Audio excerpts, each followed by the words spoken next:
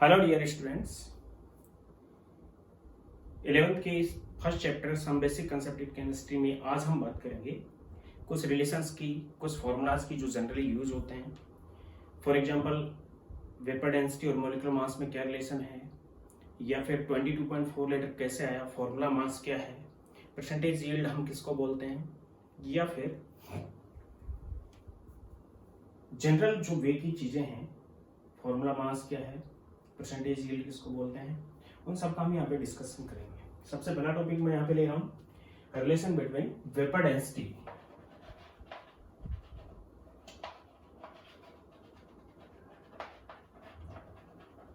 And molecular weight.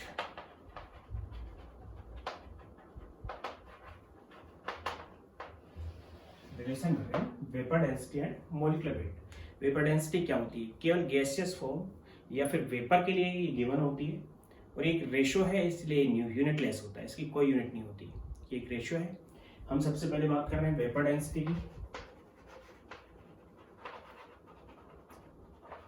Vapour density एक ratio है, this is ratio of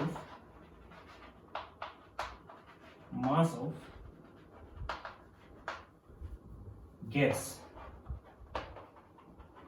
and mass of hydrogen gas at same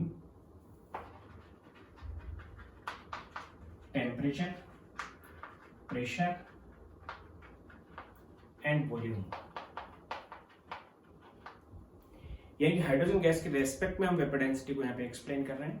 hydrogen gas का V volume का कितना मास है T temperature और P pressure पे, और किसी गैस के V वॉल्यूम का कितना मास है किसी टेम्परेचर और प्रेशर पे। यानी गैस के पर्टिकुलर वॉल्यूम का T टेम्परेचर और P प्रेशर पे जो मास है, हाइड्रोजन के उसी वॉल्यूम का, जो हम गैस का वॉल्यूम ले रहे हैं उसी वॉल्यूम का, उसी टेम्परेचर उसी प्रेशर पे जो मास है, उसके रेशियो को हम नाम देते हैं वेपर डेंसिटी। और केवल गैस के लिए रिप्रेजेंट होती है, it represent for gas only.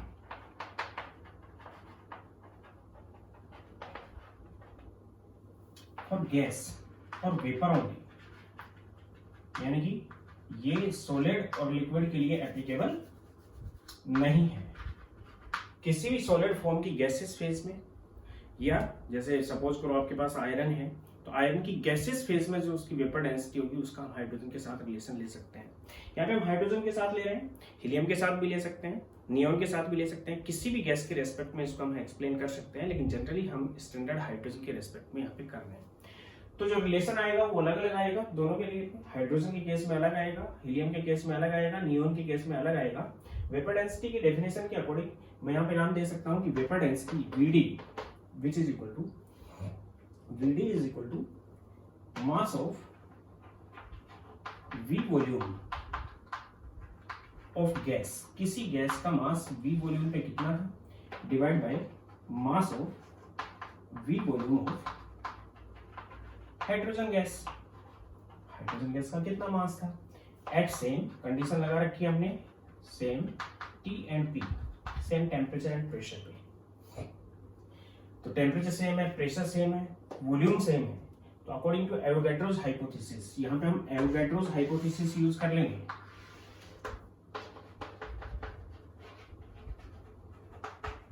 Avogadro's hypothesis के according same temperature, same pressure और सेम वॉल्यूम पे सभी गैसों के नंबर ऑफ मॉलिक्यूल्स सेम होते हैं, ऐसा मैं पहले बता चुका हूँ।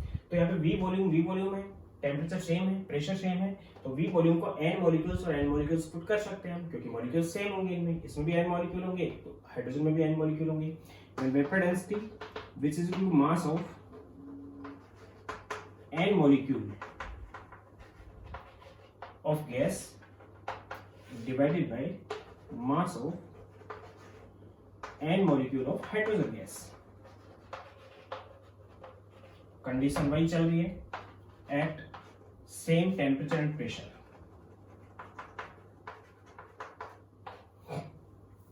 n को मैं 1 पुट कर सकता हूं, when n is 1 then vapor density which is equal to mass of one molecule of gas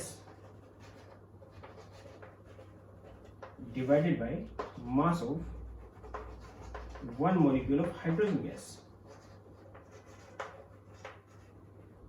at same T and P, same temperature and pressure पे। यानी कि रेशियो निकाल लिया हमने, सेम टेम्परेचर प्रेशर पे गैस के एक मॉलिक्यूल का जो मास होगा डिवाइडेड बाय हाइड्रोजन गैस के एक मॉलिक्यूल का जो मास होगा, उनका जो रेशियो आएगा विच इज वेपर डेंसिटी। तो हम यहाँ से बता सकते हैं कि mass of one molecule of gas is molecular mass, vapour density this is equal to molecular mass of gas divided by molecular mass of hydrogen gas. Conditions वही चल रही हैं और मॉलिक्यूलर मास ऑफ गैस को मैं put कर रहा हूं m से या mw से, divide molecular mass of hydrogen gas 2 होता है लगभग, इसलिए रिलेशन आ जाएगा कि molecular weight of a gas which is equal to 2 into vapor density, यानी किसी भी गैस का मॉलिक्यूलर वेट उसकी वेपर डेंसिटी का दुगना होता है, वेपर डेंसिटी का 2 टाइम्स होगा। इसको एज इट इज नोट कर लें आप, क्योंकि नोट्स बनाने में इजीली होगा, एज इट इज सभी नोट कर लें। मॉलिक्यूलर वेट किसी भी गैस का केवल वेपर फेज के लिए है, वेपर डेंसिटी का दुगना होता है इन रेस्पेक्ट ऑफ हाइड्रोजन। अगर हीलियम के रेस्पेक्ट में लेते तो मॉलिक्यूलर मास ऑफ हीलियम आता है यहाँ पे, उस time molecular mass of helium 4 हो जाता, तो यहाँ पे रिलेशन आता molecular weight is equal to 4 into vapour density, यानी मॉलिक्यूलर वेट तो गैस का वही रहता है लेकिन वेपर डेंसिटी 4 टाइम्स डिक्रीज हो चुकी होगी, यहाँ पे 2 टाइम्स डिक्रीज है। फॉर एग्जाम्पल हाइड्रोजन के रेस्पेक्ट में अगर किसी गैस को हम देखते हैं तो इसके रेस्पेक्ट में हम इस गैस को देखें तो एज इट इज इसको नोट कर लेना। सपोज करो कि आपको दे दिया गया कि vapour density of gas is 40, then what is molecular weight? Then you can say that molecular weight is equal to 2 into vapor density, which is equal to 2 into 40, then it is 80. And then molecular weight of gas, तो ये हो गया, molecular weight of gas is 120, then what is vapor density? Then vapor density which is equal to molecular weight divided by 2, which is equal to 120 divided by 2, which is 60। तो vapour density से just दुगना होता है उसका जो molecular weight होता है hydrogen के रेस्पेक्ट में। और इसके नीचे ये नोट कर लेना, ये सब नोट करना, इसके नीचे ये नोट कर लेना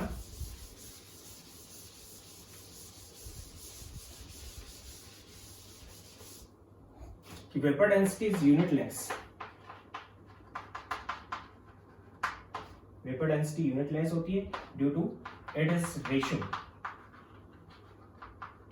and it represent in respect of hydrogen और हीलियम और नियम और एनी गैस, किसी भी गैस के रेस्पेक्ट में हम इसको रिप्रेजेंट करते हैं। रिलेशन जो आएगा जो उस गैस का मॉलिक्यूलर वेट उसमें इंक्लूड हो जाएगा, जैसे हाइड्रोजन का मॉलिक्यूलर वेट 2 था, हीलियम का 4 है, नियॉन का 20 है, उस टाइप से इसके अंदर इंक्लूड होता चला जाएगा। नोट कर लीजिए।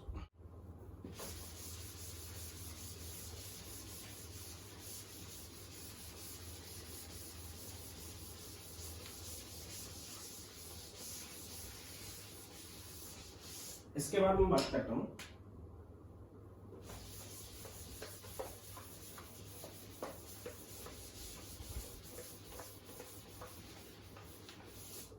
नेक्स्ट रिलेशन पे आ रहा हूं कि y at STP 1 mole of gas having 22.4 litre volume, 1 mole gas का 22.4 लीटर वॉल्यूम क्यों होता है? STP वेस्टर्न टेम्परेचर प्रेशर पे कंडीशंस मैंने बता रखी है, वेटर्स हाइपोथेसिस से इसको हम सोल्व करेंगे।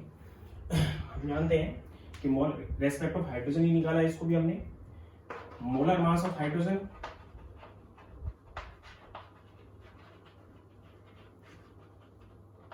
H2 which is equal to 2.016 exact molar mass है, क्योंकि हाइड्रोजन का एग्जैक्ट एटॉमिक मास 1.008 होता है, तो 1.008 का जस्ट डबल कर दिया हमने, क्योंकि हाइड्रोजन एटॉमिक मास ये एग्जैक्टली ये हमने यूज किया, तो मोलर मास की बात कर रहे हैं तो हम इसको ग्राम में रिप्रेजेंट करेंगे, यानी कि 1 मोल हाइड्रोजन का जो मास होता है एग्जैक्ट 2.016 ग्राम होता है, और at STP 1 litre of hydrogen gas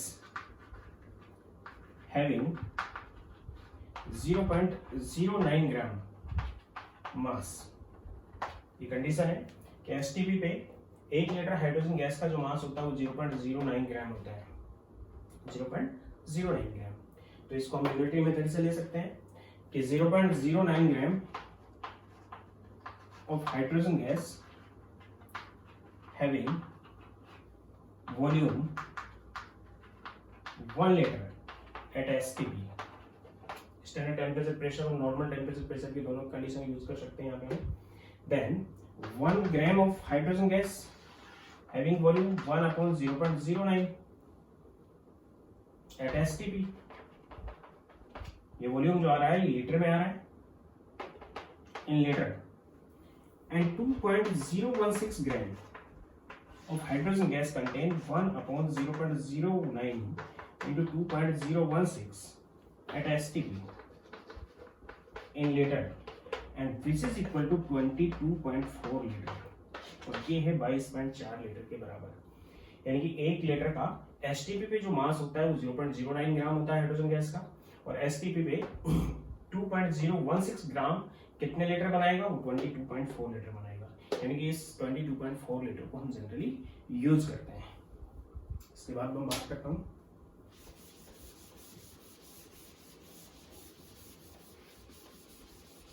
note कर लेना इसको भी।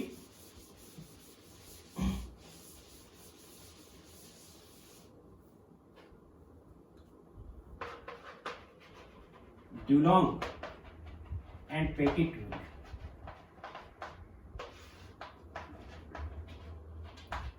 applicant for metals only।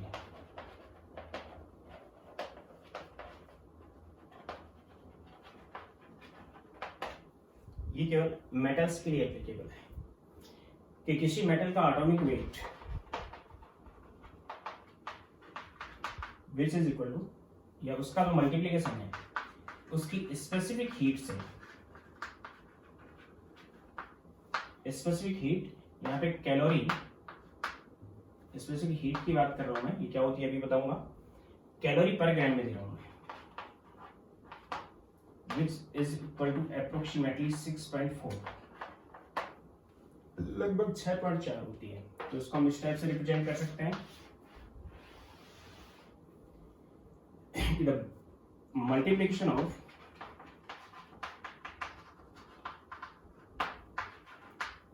atomic weight or atomic mass and specific heat of substance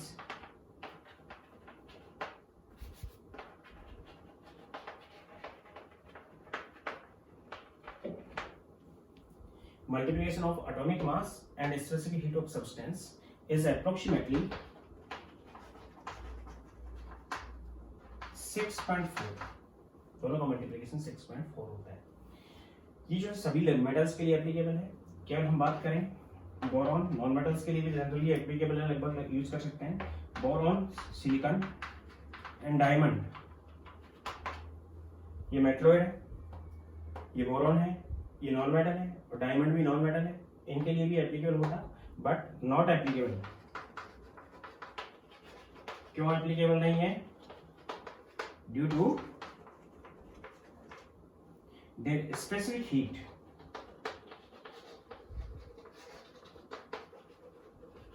decreased with increasing temperature।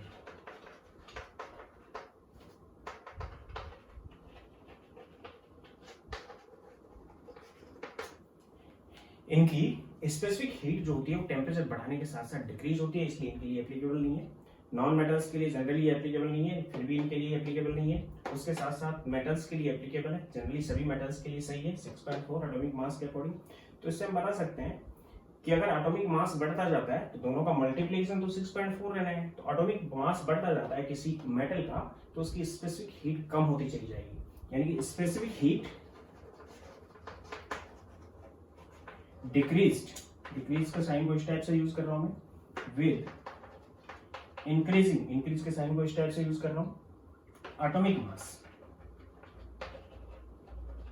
Means specific heat of mercury is less than specific heat of copper, is less than specific heat of aluminium, is less than specific heat of lithium. Lithium का atomic mass सबसे कम है यहाँ पे, aluminium का उससे ज्यादा है, copper का उससे ज्यादा है, मरकरी का उससे भी ज्यादा है। तो स्पेसिफिक हीट सबसे ज्यादा होगी लिथियम की और सबसे कम होगी यहाँ पे मरकरी की। यानी स्पेसिफिक हीट एटॉमिक मास बढ़ने के साथ साथ डिक्रीज होती चली जाती है। तो ये थी Dulong and Petit rule, generally used for metals. एक बार फिर रिपीट कर रहा हूं मैं इसको, स्पेसिफिक हीट को होती क्या है, नोट कर लेना इन सभी को।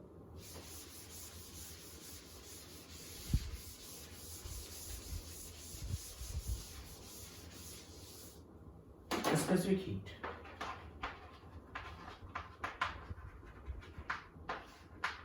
किसी भी सब्सटेंस का, किसी के लिए भी दे सकते हैं स्पेसिफिक हीट को, लेकिन ये Dulong and Petit rule applicable है केवल मेटल्स के लिए। स्पेसिफिक हीट किसी भी सब्सटेंस की 1 ग्राम को हम यूज करते हैं, सब्सटेंस ले लिया हमने विच इज 1 ग्राम, 1 ग्राम है, इसके टेम्परेचर को हमें राइज करना है। और जब कोई सब्सटेंस या कोई बॉडी टेम्परेचर राइज करती है, इसका मतलब हीट को एब्जॉर्ब करती है, बिना हीट को एब्जॉर्ब किए वो टेम्परेचर को राइज नहीं कर सकती। तो सपोज करो इसका टेम्परेचर 14 डिग्री सेंटीग्रेड है, विच इज अप्रोक्सीमेटली 287 केल्विन। इसमें मैंने 273 जोड़ दिया है, 273 ऐड कर दिया है, तो 287 केल्विन हो गया। इसके टेम्परेचर को राइज करना है हमें, राइज करके इसको 15 डिग्री सेंटीग्रेड पे लेके आना है, यानी केल्विन में लेके आना है 288 केल्विन। तो डिग्री सेंटीग्रेड में कितना चेंज कर दिया हमने, 1 डिग्री सेंटीग्रेड का, और केल्विन में भी कितना चेंज कर दिया हमने, 1 केल्विन का। यानी टेम्परेचर का अगर डिफरेंस हम लेते हैं तो डिफरेंस में डिग्री सेंटीग्रेड और केल्विन इक्वल होते हैं। यहाँ पे 14 to 15 किया तो 1 डिग्री सेंटीग्रेड का चेंज किया, यहाँ पे 287 to 88 किया तो 1 केल्विन का चेंज किया। यानी temperature difference is always equal in degree centigrade and kelvin. Degree centigrade और केल्विन में टेम्परेचर का डिफरेंस इक्वल होता है। जब इसको 14 से 15 पे या फिर 15 से 16 पे या 16 से 17 पे हम लेके चलेंगे तो 1 डिग्री सेंटीग्रेड टेम्परेचर राइज करने में या फिर 1 केल्विन टेम्परेचर राइज करने में इस सब्सटेंस का 1 ग्राम जितनी हीट को एब्जॉर्ब करेगा, which is called specific heat, यानी कि heat absorbed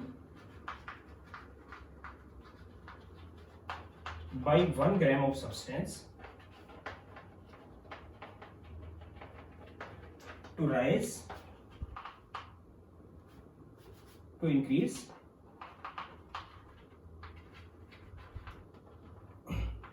1 degree centigrade or 1 Kelvin temperature is called specific heat. इसको हम नाम देते हैं specific heat। नोट कर लेना इसको एज इट इज। ये था डुलोंग एंड पेटिट रूल। किसी मेटल के लिए उसका एटॉमिक वेट और उसका स्पेसिफिक हीट का मल्टीप्लिकेशन 6.4 होता है, और नॉन मेटल्स के लिए जनरली एप्लीकेबल नहीं होता, और उन सब्सटेंसेस के लिए एप्लीकेबल नहीं है जिनके टेम्परेचर इंक्रीजिंग से जो स्पेसिफिक हीट है वो डिक्रीज होती है या फिर इंक्रीज होती है, उसके लिए एप्लीकेबल नहीं है, क्योंकि स्पेसिफिक हीट जनरली कांस्टेंट रहती है, बहुत कम वेरिएशन आता है लिक्विड के लिए। सॉलिड के लिए बहुत कम वेरिएशन आएगा, वेरिएशन नहीं आएगा सॉलिड्स के लिए, बहुत कम वेरिएशन आएगा, इसलिए उसको नेग्लिजिबल मान लेते हैं। लिक्विड और गैस के लिए इसमें वेरिएशन आता है। नेक्स्ट,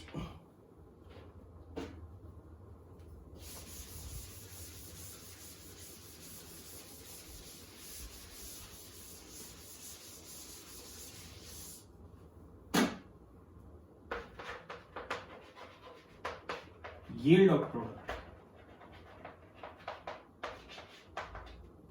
yield of product एक थ्योरेटिकली yield है, ये थ्योरेटिकली कितना प्रोडक्ट उस रिएक्शन से किसी से बनेगा। स्टोइचियोमेट्री में आपको बता चुका हूँ रिएक्शन की होती क्या है, ये सब चीजें। उसके बाद मैं यहाँ पे बात कर रहा हूँ yield of product की। एग्जैक्टली जो स्टोइचियोमेट्रिक रेशियो होता है उसमें एक लिमिटिंग रिएजेंट आ गया, अगर लिमिटिंग रिएजेंट नहीं है, दोनों ही लिमिटिंग रिएजेंट है रिएक्टेंट्स में, तो प्रोडक्ट कितना बनेगा वो हम बता सकते हैं, which is theoretical production of product. फिर भी अगर वही प्रोडक्ट नहीं बन रहा, उसके साइड में एक रिएक्शन और चल रही है, उस रिएक्शन से दूसरा प्रोडक्ट बन रहा है, तो वही प्रोडक्ट जो बनेगा, पहले वाला जो प्रोडक्ट बनना चाहिए था वो उतना नहीं बन पाएगा, यानी कि उसकी 100% हमें यील्ड नहीं मिलेगी। यानी कि यहाँ पे मैं लिख सकता हूँ कि yield is theoretical production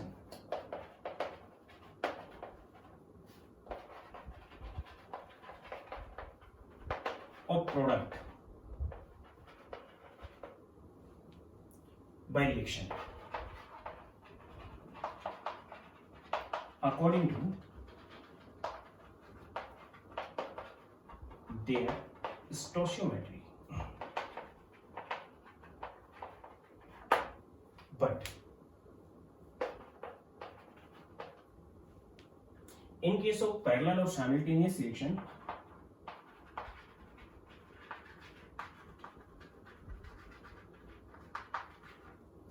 or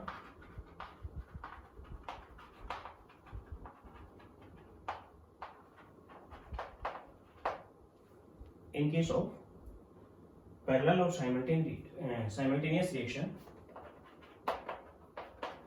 the production of product decreased.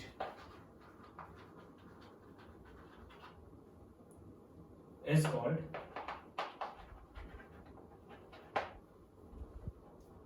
practical yield.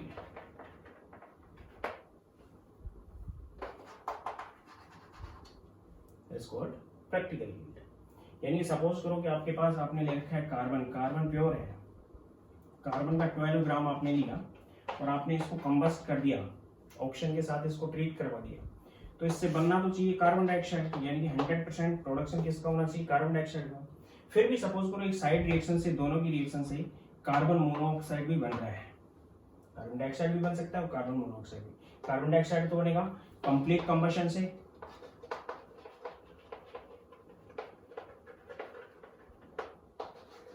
Carbon के कंप्लीट कंबशन से, और कार्बन मोनोऑक्साइड बनेगा वो इनकम्प्लीट कंबशन से बनेगा।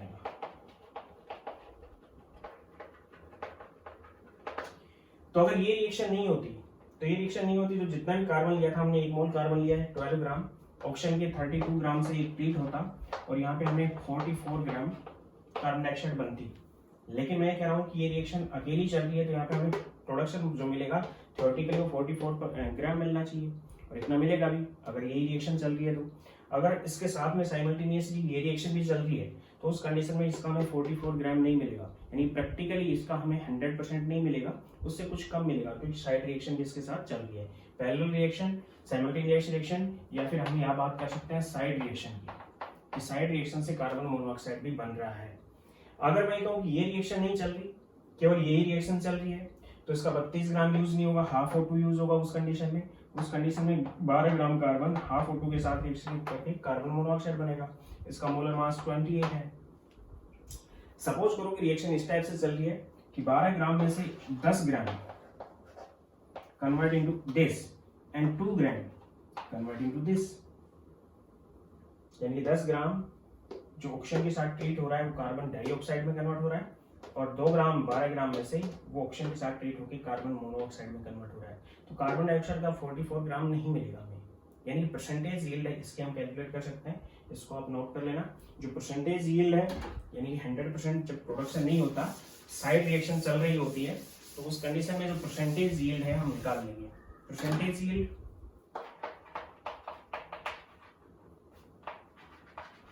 which is equal to practical yield upon theoretical yield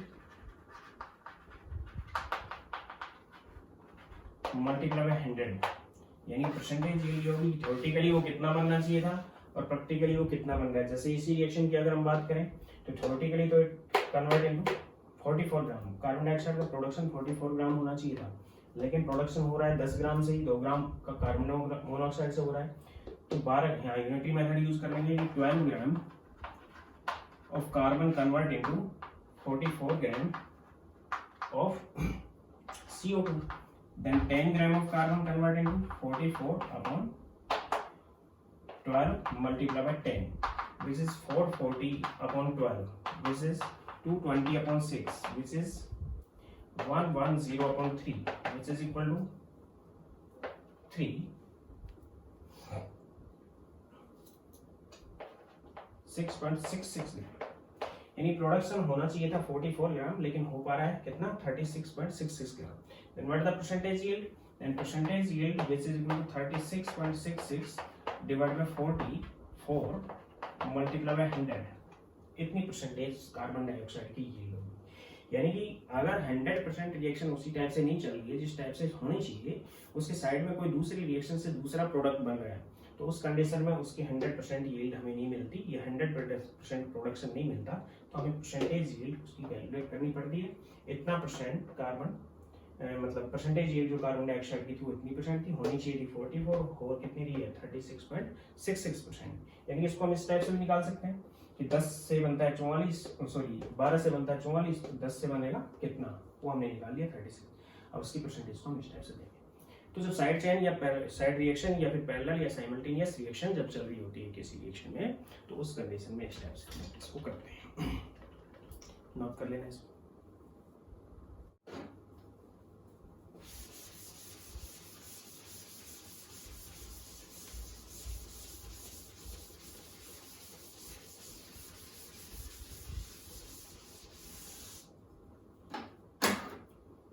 इसके बाद मैं बात कर रहा हूँ atomic mass.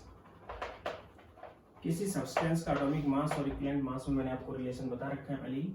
Atomic mass which is equal to equivalent mass into valency, और वैलेंसी को हम n फैक्टर नाम दे रहे थे वहां पे।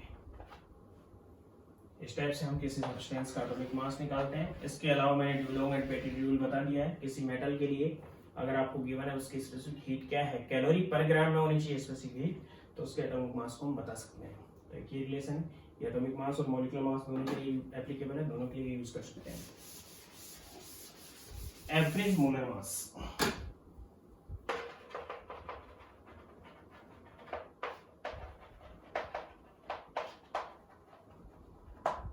ऑफ मिक्सचर, मिक्सचर का एवरेज मोलर मास। जिस टाइप से एवरेज एटॉमिक मास मैंने आपको बताया था, उसी टाइप से किसी मिक्सचर का हम एवरेज मोलर मास निकाल सकते हैं। अब मिक्सचर में दो कंपोनेंट कम से कम होंगे, एक कम क्वांटिटी में हो सकता है, एक ज्यादा में। जो कम में होता है उसको हम जनरली सोल्यूट बोलते हैं, जो ज्यादा में होता है उसको हम सॉल्वेंट यूज करते हैं। लेकिन average molar mass of mixture calculate करने के लिए सपोज करो कि आपके पास दो सब्सटेंस है, एक सब्सटेंस ए है और एक सब्सटेंस बी है। दो सब्सटेंस को मिक्स कर रखा है हमने। इस सब्सटेंस के हम मोल्स देखेंगे। सपोज करो इसके मोल्स Na है और इसके मोल्स Nb है, तो Na और Nb से हम इनकी परसेंटेज एविडेंस कैलकुलेट करेंगे। Then what the percentage evidence, percentage evidence of substance of A which is equal to number of moles of A divided by total mole. Total mole is Na plus Nb multiply by 100, यानी A की इसके अंदर percentage ये है। And percentage evidence of B which is equal to moles of B divided by moles of A and moles of B, दोनों का sum total moles multiply by 100। तो किसी भी मिक्सचर के अंदर अगर मोलर मास हमें कैलकुलेट करना है, उसका एवरेज मोलर मास कैलकुलेट करना है, तो उस कंडीशन में उनके कितने कितने मोल्स हैं वो देखेंगे। ग्राम नहीं देखेंगे, मोल्स कितने कितने, टोटल मोल्स कितने, उसमें से एक कंपोनेंट के कितने उसकी परसेंटेज निकालेंगे, दूसरे कंपोनेंट के कितने उसकी परसेंटेज निकालेंगे। सपोज करो कि इसका मॉलिक्यूलर वेट ए का Ma है और इसका मॉलिक्यूलर वेट Mb है। मोलर मास, इसका मोलर मास है Mb है, तो वही एवरेज एटॉमिक मास की तरह हम यहाँ पे निकालेंगे कि average molar mass which is equal to percentage evidence of A multiply by molecular weight of A plus percentage evidence of B multiply by molecular weight of B divided by 100। उसी फॉर्मूले से हम इसको कैलकुलेट करेंगे। यानी कि मैं यहाँ पे ये बता रहा हूँ कि परसेंटेज एविडेंस मोल्स पे डिपेंड करेगी। यानी कि एवरेज मोलर मास अगर इनके केस में देखें हम, या एवरेज मोलिकुलर वेट या average molar mass which is equal to percentage evidence of A कितनी है Na upon Na plus NB multiply by 100 multiply by atomic mass molecular mass है Ma इसका plus NB upon Na plus NB multiply by 100 and multiply by NB divided by 100 से 100 cancel हो जाएंगे। Then percentage के according हम इसका average molar मास दे सकते हैं। फॉर एग्जांपल अगर हम एग्जांपल की बात करें इसमें तो सपोज करूं, नोट कर लेना इसको।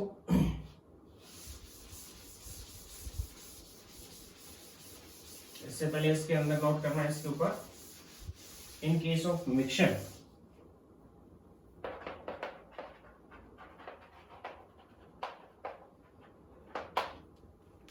percentage evidence depends upon moles के ऊपर डिपेंड्स करती है। फॉर एग्जांपल सपोज करो एक गैसेस मिक्सचर है। गैसेस मिक्सचर में एक तो आपके पास गैस है, ऑक्सीजन गैस है, जिसका आपके पास 30% है, या फिर ऑक्सीजन गैस का सपोज करो आपके पास है वो 16 ग्राम है। मैं ग्राम में कर रहा हूँ, यहाँ पे ग्राम में दे रहा हूँ। 16 ग्राम ऑक्सीजन गैस है, हाइड्रोजन गैस है 2 ग्राम है,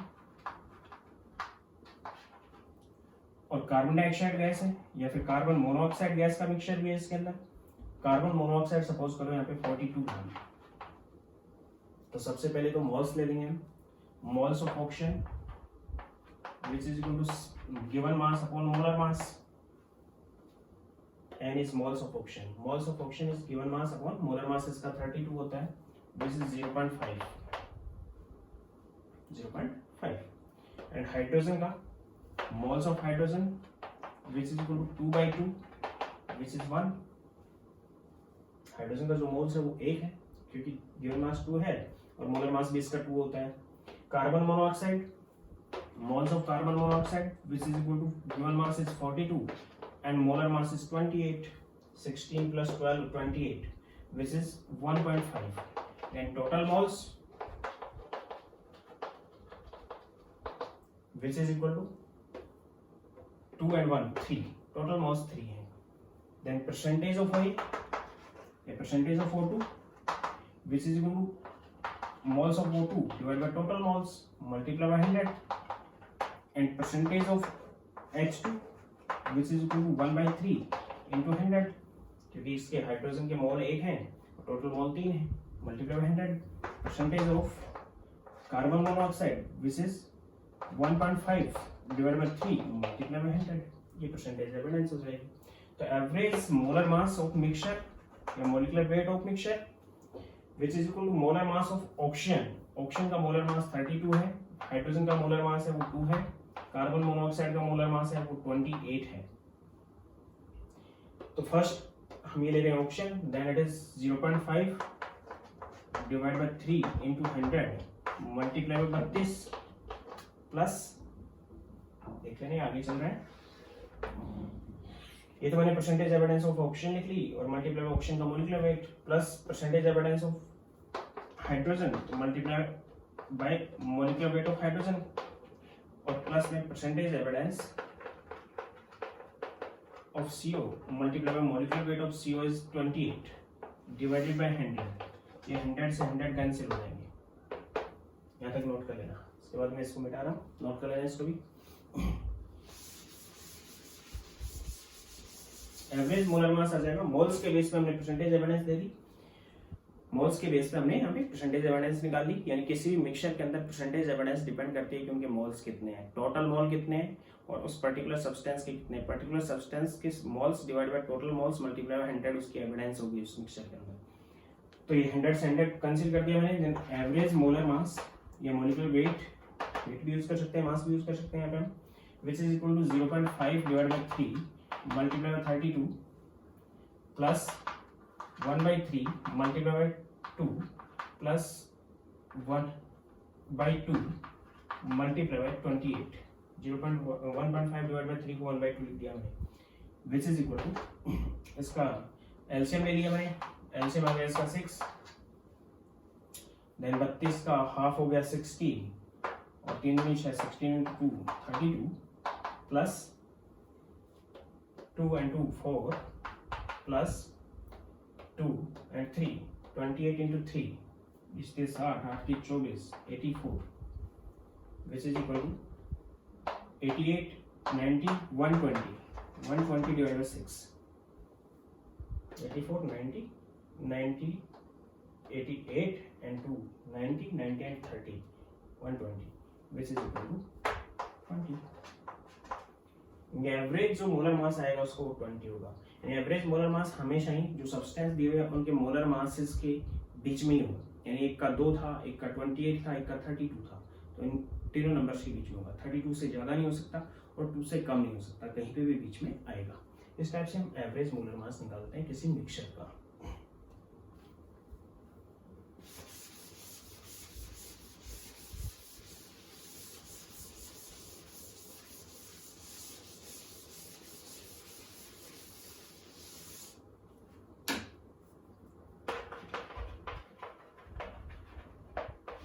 फॉर्मूला मास, जो मॉलिक्यूलर मास होता है उसको हम दूसरे टाइप से भी डिनोट करते हैं, which is called formula mass. Formula mass केवल उस कंडीशन में डिनोट करते हैं जिस टाइम हमारे पास आयनिक कंपाउंड हो, यानी कि आयनिक कंपाउंड में कैटायन और एनायन प्रेजेंट हो, तो उस टाइम जो रिप्रेजेंट करते हैं हम क्रिस्टलाइन आयनिक कंपाउंड का, हमेशा ही मोलर मास और मॉलिक्यूलर मास यूज नहीं करते, उसका करते हैं हम formula mass use.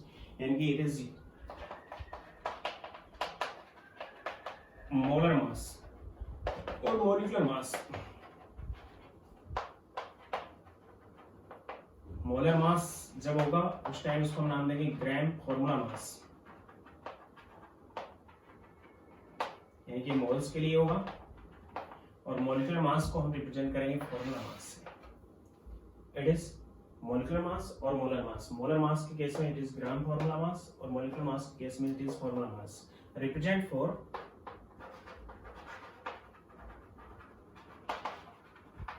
Ionic compound होंगे, और आयनिक कंपाउंड भी क्रिस्टलाइन, केवल आयनिक कंपाउंड के लिए रिप्रेजेंट किया जाता है। क्योंकि आयनिक कंपाउंड्स के अंदर क्या होता है कि जो आयनिक कंपाउंड का फॉर्मूला हम डिजाइन करते हैं वो एक शॉर्ट फॉर्मूला होता है उनका, simplest whole ratio between ions present होते हैं उसमें। फॉर एग्जांपल अगर हम NaCl की बात करें, इन केस ऑफ NaCl, तो एक टाइप का कैटायन है यहाँ पे Na+ और एक टाइप का एनायन है यहाँ पे Cl-। अगर इसकी क्रिस्टल स्ट्रक्चर की हम बात करें तो क्रिस्टल स्ट्रक्चर में जो सबसे छोटी यूनिट इसकी बनती है which is called unit cell. और यूनिट सेल जिस टाइप से एक वाल होती है, वाल में एक ब्रिक लगी होती है, वाल एक क्रिस्टल है, उसकी ब्रिक एक यूनिट सेल है, यानी वो छोटी से छोटी यूनिट जिससे वो कंप्लीट क्रिस्टल या फिर कंप्लीट वॉल फॉर्मेट होती है। एक वॉल बनी हुई है, वॉल में लगी हुई एक ब्रिक उसकी यूनिट सेल है। उसी टाइप से क्रिस्टल में कंप्लीट जो क्रिस्टल है विच इज कॉल्ड लेटिस, उसको हम नाम देंगे लेटिस। क्रिस्टल को हम दूसरा नाम भी देते हैं लेटिस। लेटिस केवल आयनिक क्रिस्टल को नाम देते हैं, lattice is only ionic crystal. यानी कि एक लेटिस बना हुआ एक आयनिक क्रिस्टल कंप्लीट जो बनता है वो छोटी छोटी यूनिट्स से बनता है। और जिस टाइप से एक ईंट दूसरी ईंट के साथ 3D के अंदर आपस में जुड़ती है, ब्रिक फिर एक आगे जोड़ दी हमने, एक ईंट है या एक ब्रिक है, उसके आगे पीछे इधर इधर 3 डायमेंशनली हम अटैच करते जाएं, उसी टाइप की ब्रिक्स पे वॉल बन जाती है। उसी टाइप से जो क्रिस्टल बनता है वो भी स्मॉल यूनिट से बनता है। स्मॉल यूनिट्स को जब अटैच करते रहते हैं हम 3 डायमेंशनली, तो एक बड़े क्रिस्टल या लेटिस की फॉर्मेशन होती है। तो हम सबसे छोटी यूनिट की बात कर रहे हैं, Na+ और Cl- उसमें प्रेजेंट है। बना लेना उसको। सबसे पहले मैंने इस टाइप से बनाया इसको, फिर इसके जस्ट पैरेलल एक और स्क्वायर बना दिया, फिर इसके जस्ट पैरेलल एक और स्क्वायर बना दिया मैंने।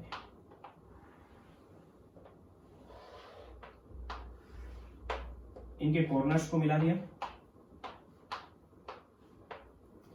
इन दोनों से मिलने वाला जो कॉर्नर बनाया उसके जस्ट पैरेलल बीच में एक लाइन बना दी मैंने। यहाँ पे पैरेलली बीच में एक लाइन बना दी, आगे वाली लाइन को आगे वाली से, बैक साइड को बैक साइड से, और मिड को मिड से मिला दिया। उसी टाइप से इन दोनों के पैरेलल भी मैंने एक लाइन ड्रा कर ली यहाँ पे मिड में, लगभग एग्जैक्टली मिड में होती है ये, और इनको भी आपस में मिला दिया इस टाइप से। और इन तीनों कॉर्नर्स को भी बीच में से मिला दिया। ये एक सबसे छोटी यूनिट है NaCl की। इसमें जो पार्टिकल्स का अरेंजमेंट होता है वो अल्टरनेट अरेंजमेंट होता है कि Na+ को सपोज करो मैं इस टाइप से यूज कर रहा हूँ और Cl- को मैं इस टाइप से यूज कर रहा हूँ। तो Cl- ये एक ही क्यूब है जिसमें छोटी छोटी 8 क्यूब मैंने बनाई है। Cl- कॉर्नर्स पे प्रेजेंट होता है। क्यूब में 8 कॉर्नर होते हैं, 8 कॉर्नर प्रेजेंट है जिन पे प्रेजेंट होता है, इट इज Cl-। और जो फेस सेंटर होते हैं वो 6 होते हैं। ये एक ही क्यूब मान लो मैं, इसमें एक सामने फेस है, एक ऊपर है, एक इधर है, एक इधर है, एक नीचे और एक बैक साइड में। 6 फेसेस हैं। फेस के सेंटर में भी, यानी कि ऊपर वाला फेस है उसके सेंटर में, इस फेस के सेंटर में, इस फेस के सेंटर में, इस फेस के सेंटर में, इस फेस के सेंटर में और इस फेस के सेंटर में, ये सब क्लोराइड है। क्लोराइड को डिजाइन किया मैंने। क्लोराइड प्रेजेंट ओनली 1 क्यूब, एक ही क्यूब है ये। इस एक क्यूब के सभी कॉर्नर पे, 8 कॉर्नर्स पे और 6 फेस के सेंटर्स में प्रेजेंट है। सपोज करो कि एक क्यूब है, क्यूब के अंदर अगर हम देखें तो 8 कॉर्नर है, तो इन कॉर्नर्स पे क्यूब सपोज कर लेंगे इसको, इन कॉर्नर्स पे, इन कॉर्नर्स पे और इस फेस के सेंटर में, इस फेस के सेंटर में, इस फेस के सेंटर में, इस फेस के सेंटर में, इस फेस के सेंटर में और इस फेस के सेंटर में क्लोराइड प्रेजेंट है 6 फेसेस में। फेस सेंटर क्लोराइड है। उसके बाद अगर हम सोडियम की बात करें तो sodium present at other parts, this this this this this, ये सोडियम प्रेजेंट है और बॉडी सेंटर। यानी सोडियम प्रेजेंट एट 12 एजेस हैं इसमें, this this this and this. एक बड़ी क्यूब है, एक ही क्यूब है जिसमें छोटी छोटी 8 क्यूब मैंने बनाई है, वो अलग चीज है। तो एक ही क्यूब का एक एज सेंटर, एक एज ये है, एक एज ये है, एक एज ये है, एक एज ये, 4 ऊपर है, 4 सीधे खड़े हैं और 4 ही नीचे हैं। टोटल 12 एज है जिनके सेंटर पे सोडियम प्रेजेंट है। यहाँ पे, यहाँ पे, यहाँ पे, यहाँ पे, इस एज के सेंटर पे, इस एज के सेंटर पे, इस एज के सेंटर पे, उसी टाइप से इस एज के सेंटर पे, इस एज के सेंटर पे, इस एज के सेंटर पे, इस एज के सेंटर पे और बॉडी के सेंटर में भी सोडियम प्रेजेंट होता है। अब इसका जब हम फॉर्मूला देखते हैं तो एक सबसे छोटी यूनिट होगी, ऐसी यूनिट यहाँ होगी, ऐसी यूनिट इसके आगे होगी, ऐसी यूनिट इसके ऊपर होगी, इसके इधर होगी, इसके बैक साइड में होगी और 3 डायमेंशनली ये कंप्लीट क्रिस्टल को फॉर्मेट करती है। अगर इनका हम रेशो लें सोडियम का तो इस यूनिट सेल में नंबर ऑफ सोडियम 4 आते हैं। कैलकुलेशन बाद में बता देंगे। नंबर ऑफ सोडियम कितने हैं इसके अंदर, 4 प्रेजेंट है। Number of sodium present in this unit cells 4। Number of chloride is also 4।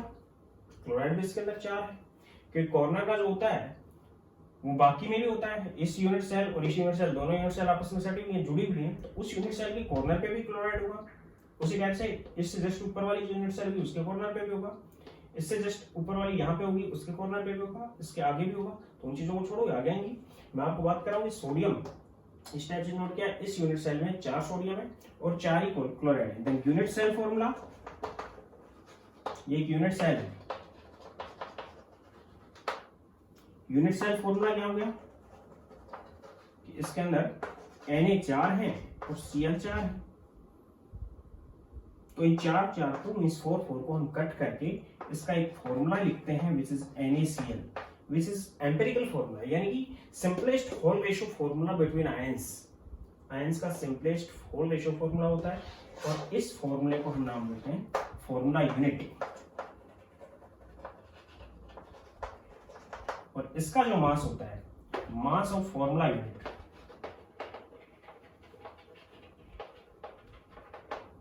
which is called formula mass। in case of NaCl, NaCl के केस में Na का फॉर्मूला मास होता है 23 unit plus 35.5 unit which is 58.5 unit. ये formula mass है which is molecular mass. और अगर molar mass देखें, ग्राम फॉर्मूला मास यानी कि मोल का मास देखें, 58.5 ग्राम पर मोल। एक मोल में इतना मास होगा। यानी कि आयनिक क्रिस्टल्स के केस में जो हम उसका फॉर्मूला देते हैं वो एक सिंपलेस्ट होल रेशियो फॉर्मूला होता है बिटवीन आयंस, इसलिए उसके लिए हम यूनिट फॉर्मूला मास यूज करते हैं और यूनिट फॉर्मूला मास को ही हम अलग से डिजाइन करते हैं which is also molar mass और मॉलिक्यूलर मास। ग्राम में रिप्रेजेंट करेंगे तो मोलर मास हो जाएगा उसका, और अगर हम यूनिट में रिप्रेजेंट करेंगे तो उसका मोलिकुलर मास होगा, यानी formula mass is represent in unit and gram formula mass represent in gram. तो एक फॉर्मूला मास होता है, उसको मैं दोबारा रिप्रेजेंट कर रहा हूं, उसको मिटा रहा हूं, उसको इसी टाइप से नोट कर लेना।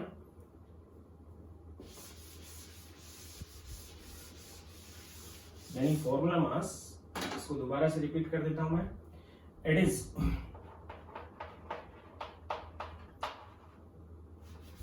Mass of unit formula of ionic compounds।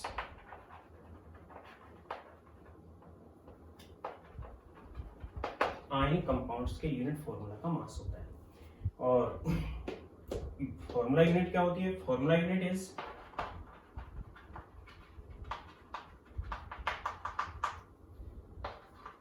Simplest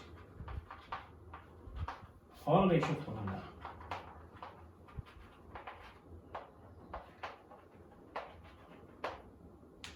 between ions.